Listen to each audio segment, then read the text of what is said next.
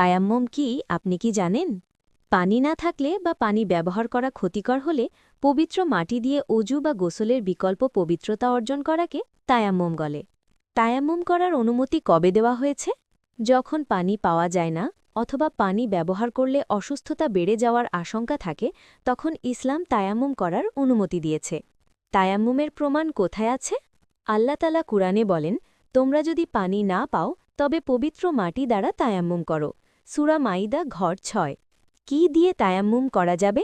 পরিষ্কার মাটি, ধুলোযুক্ত পাথর, বালি বা ধুলো আছে এমন দেওয়াল দিয়ে তায়াম্মুম করা যাবে। তায়াম্মুম করার নিয়ম কি?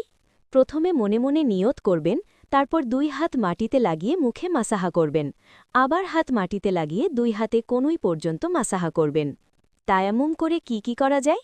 নামাজ আদায় করা যায়, কোরআন তিলাওয়াত করা যায় এবং অন্যান্য ইবাদত করা যায়। তায়াম্মুম কখন বাতিল হয়ে যায়?